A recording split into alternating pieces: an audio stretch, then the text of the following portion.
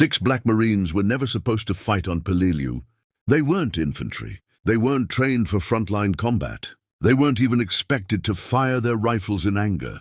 In the eyes of the United States Marine Corps in 1944, they were support labor, ammunition handlers, stretcher carriers, expendable manpower kept safely behind the lines. By dawn on September 16th, more than 800 Japanese soldiers lay dead in front of their position. The survivors didn't write reports about being defeated by supply troops. They didn't admit they had been stopped by men. Their enemy's own army barely trusted with rifles. Instead, Japanese officers used a different word. They said the Americans had used witchcraft. They said dark forces had walked the coral ridges of Peleliu that night. What they didn't know was that the men who broke their assault had been trained for just 4 weeks, instead of 12. That they had been told, explicitly, that they were not combat material.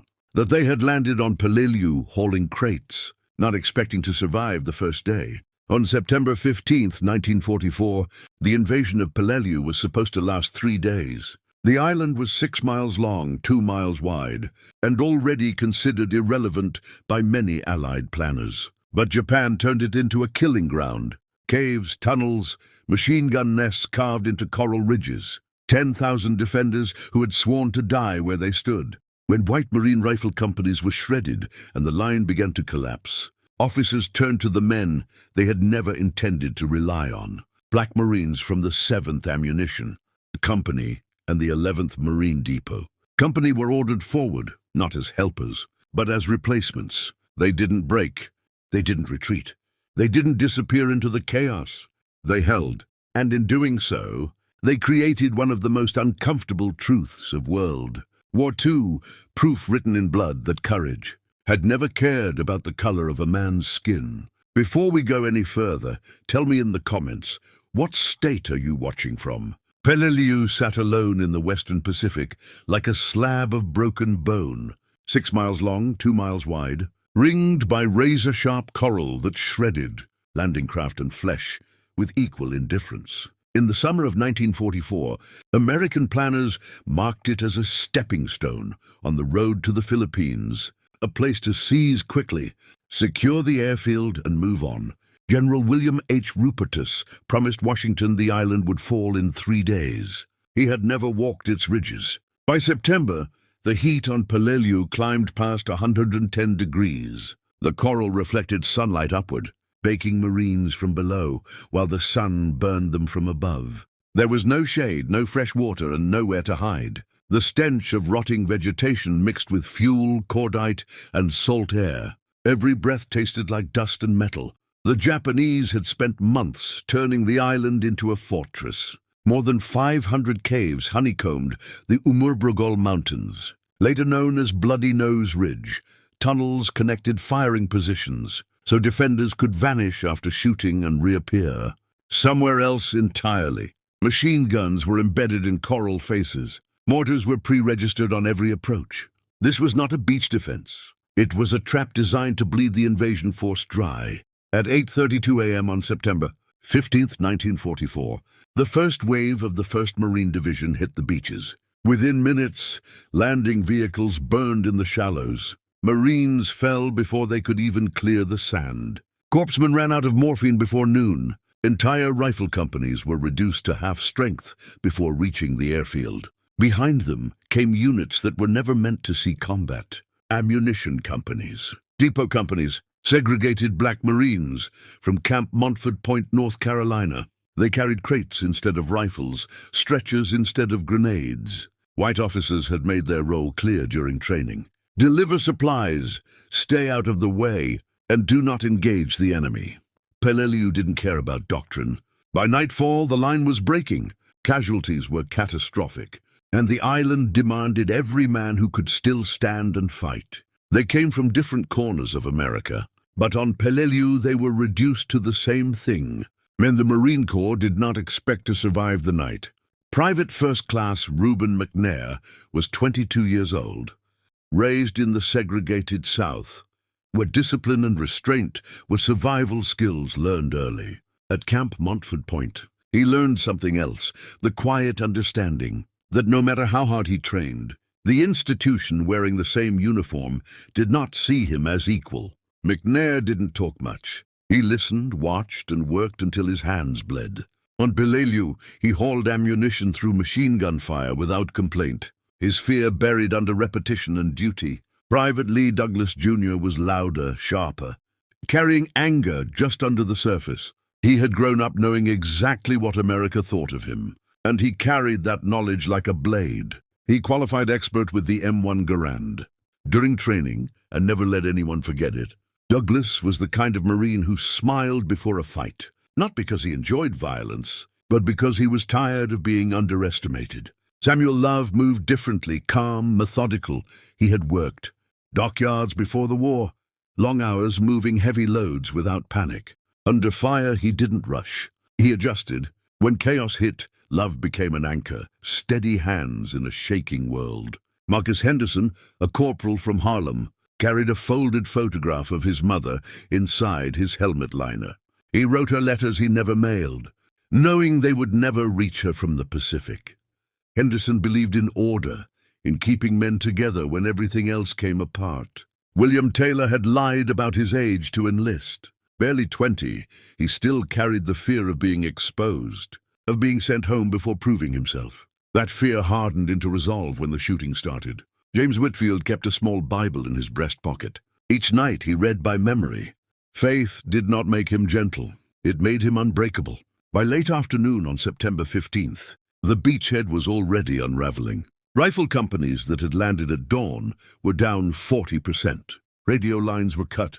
Officers were dead or wounded. Marines were fighting in isolated pockets, pinned behind coral ridges, while Japanese fire came from angles that made no sense. Every step inland cost blood. The first request for volunteers came just after 1500 hours. The 7th Marines were collapsing near Orange Beach 3, hit from the front and the ridgeline at the same time. Ammunition runners were being killed faster than they could move supplies forward. When the call went out, it was not framed as heroism. It was survival. Bodies with rifles were needed immediately. What they didn't know was how badly the Japanese had timed it. As night fell, the defenders shifted. Mortars went silent. Gunfire faded. The jungle seemed to inhale. Veterans recognized the pattern too late.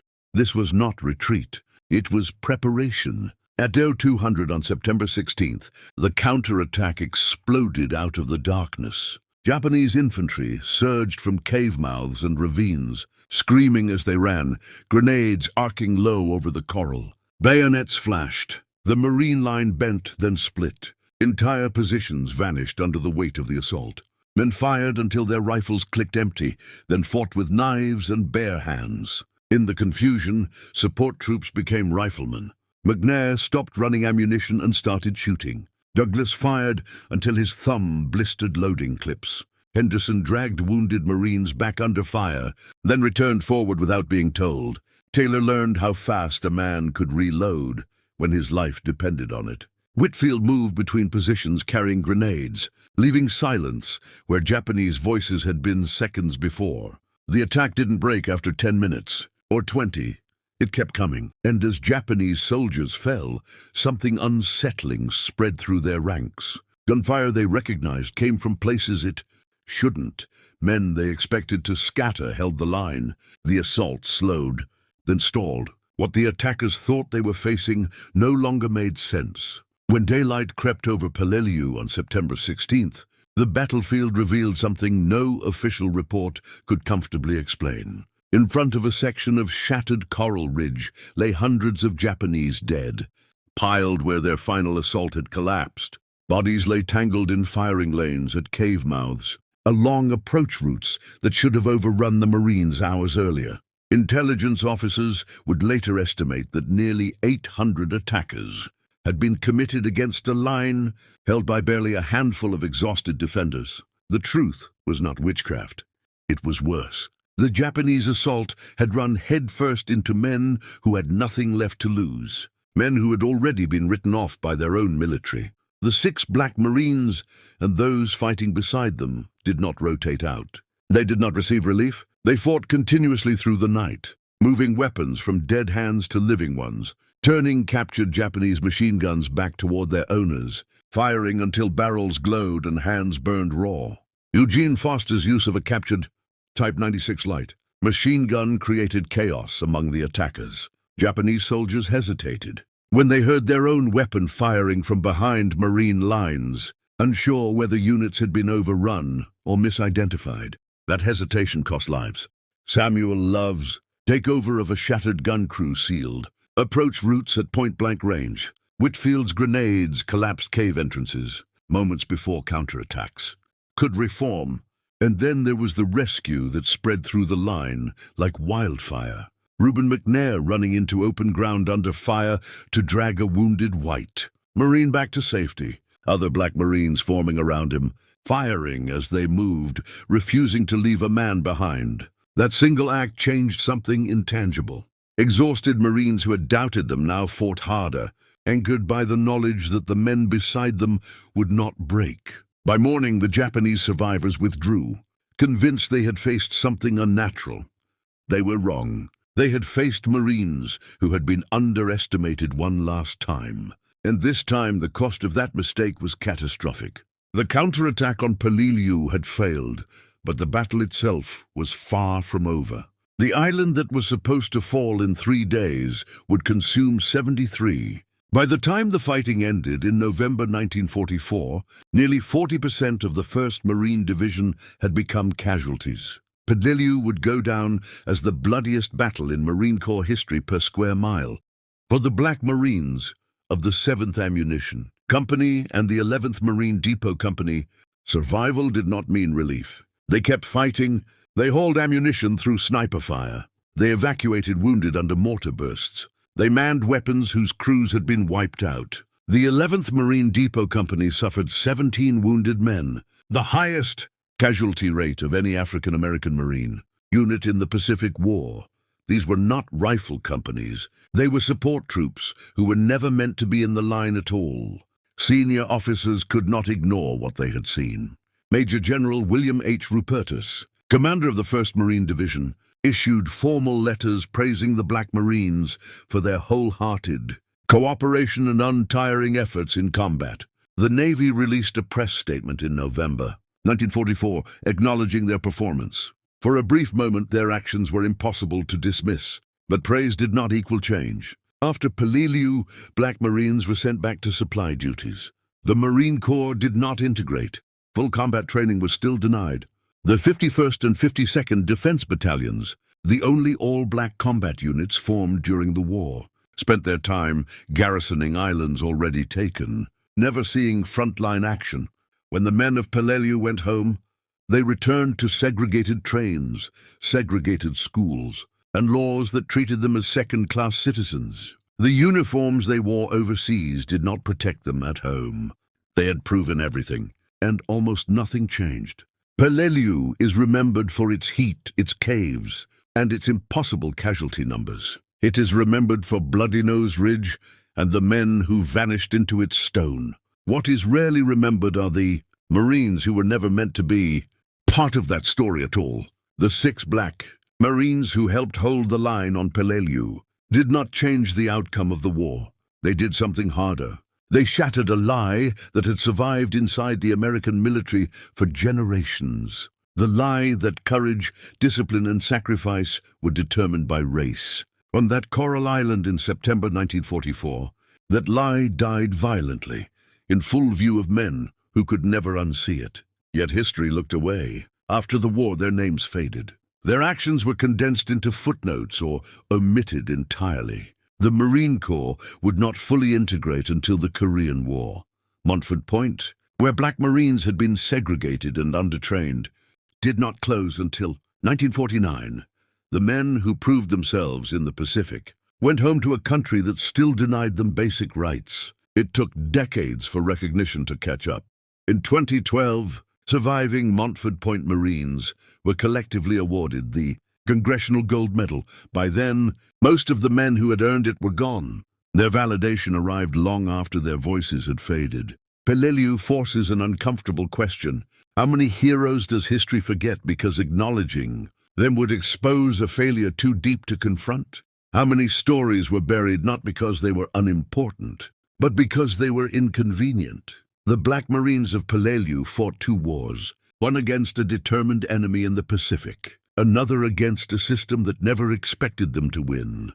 They survived the first through skill and courage. The second would take generations. If this story was new to you, ask yourself why. And before you go, tell me in the comments what state you're watching from, and whether stories like this deserve to be remembered louder than they have been.